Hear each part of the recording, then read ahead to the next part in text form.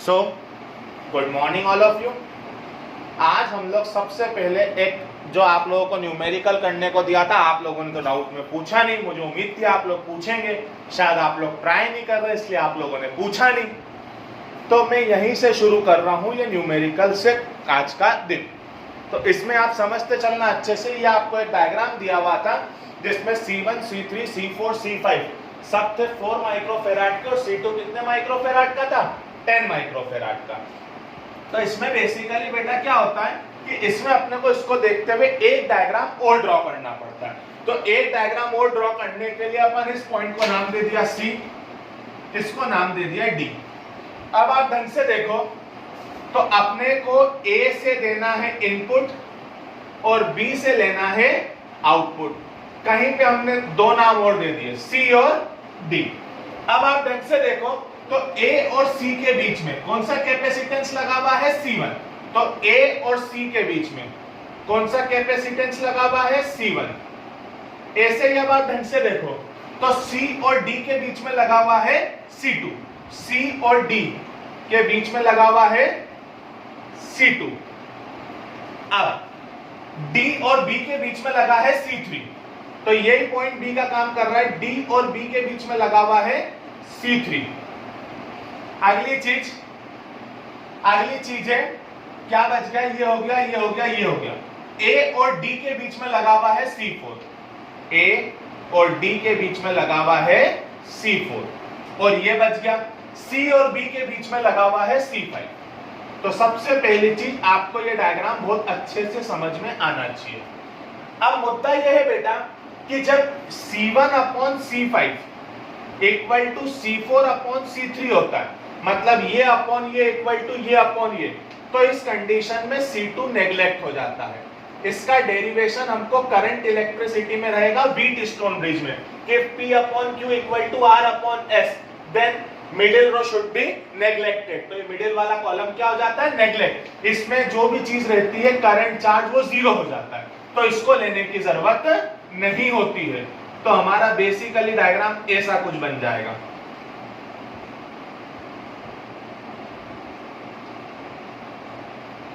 C1, C4, C3, C5। अब ये दोनों सीरीज में और ये दोनों सीरीज में, C1 और C5 सीरीज में, C4 और C3 सीरीज में, फिर इनका जो आंसर आएगा वो आपस में काय में रहेगा? पैरेलल में। आई होप सो आप लोगों को ये क्वेश्चन समझ में आया होगा।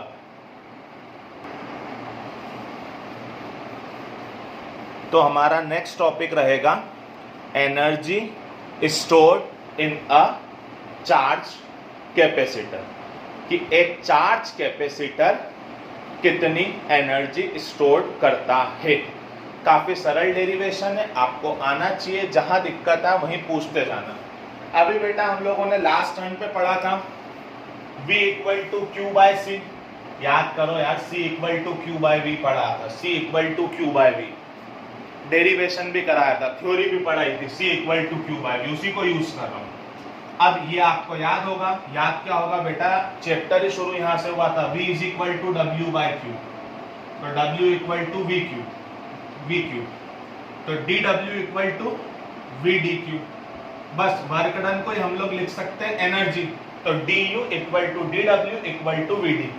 तो DU का एक इक्वल हो जाएगा VDQ, B की जगह पर कितना लिखा? Q by C, DQ। ऐसा क्यों कर रहे हैं? इंटीग्रेशन Q के रिस्पेक्ट में करना है, तो Q के रिस्पेक्ट में इंटीग्रेशन हम खाली सिर्फ और सिर्फ Q की चीज का कर सकते हैं। अगर Q के रिस्पेक्ट में इंटीग्रेशन करना है तो सिर्फ और सिर्फ उसी चीज का कर सकते हैं जिसमें Q आ रहा हो। Integrating both side with proper limit. तो du का इंटीग्रेशन कितना हो गया? u, या इंटीग्रेशन करा Q बाय C dQ का। 1 बाय C कांस्टेंट है, 1 बाय C क्या आ गया बाहर? Q का इंटीग्रेशन, तो Q की पावर 1 प्लस 1 अपॉन 1 प्लस 1, तो इसका इंटीग्रेशन आ गया Q स्क्वायर बाय 2।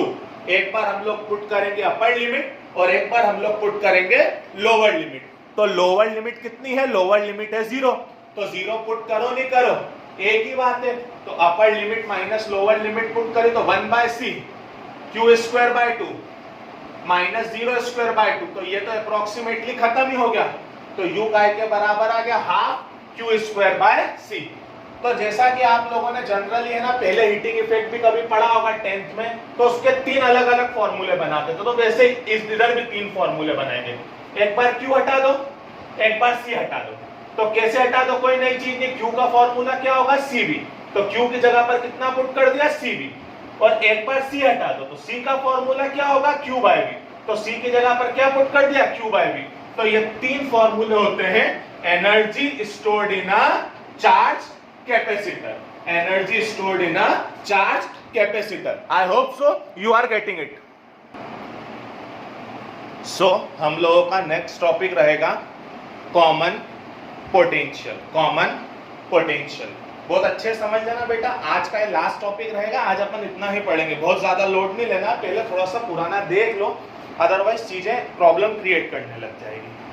तो देखो बेटा, हमारे पास एक कैपेसिटर था C1, उसको कितना पोटेंशियल दिया V1, एक और कैपेसिटर है C2, उसको कितना पोटेंशियल दिया V2। अब इन दोनों को हमने आपस में कनेक्ट कर दिया। तो बेटा जब भी दो हम कैपेसिटर को आपस में कनेक्ट करते हैं तो हमेशा हायर पोटेंशियल से लोअर पोटेंशियल पे चार्ज फ्लो होता है, हायर पोटेंशियल से लोअर पोटेंशियल पे चार्ज फ्लो होता है, कब तक, जब तक दोनों का पोटेंशियल सेम नहीं हो जाता। उसी सेम पोटेंशियल को हम लोग बोलते हैं कॉमन पोटेंशियल। वापस सुन लेना क्या बोला, कि जब भी हम दो कैपेसिटर को आपस में कनेक्ट करते हैं तो हायर पोटेंशियल से लोअर पोटेंशियल पे चार्ज फ्लो होता है। कब तक फ्लो होता है, जब तक दोनों का पोटेंशियल सेम नहीं हो जाता है, जब तक दोनों का पोटेंशियल सेम नहीं हो जाता है।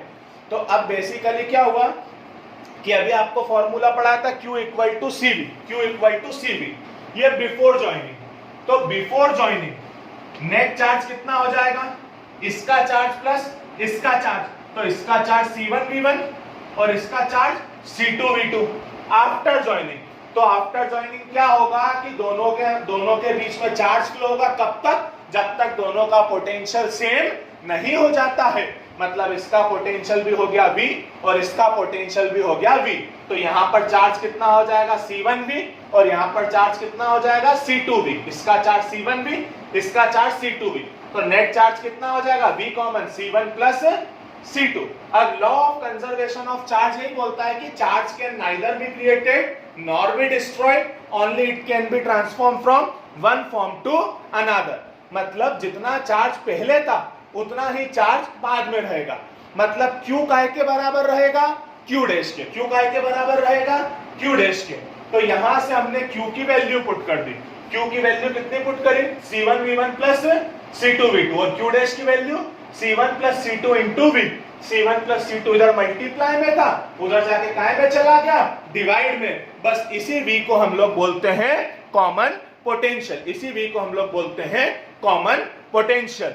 आई hope so you are getting it. आज थोड़ा सा टॉपिक्स कम लिए हैं, थोड़ी सी पुरानी चीजें क्लियर कर ले प्लीज। Thank you.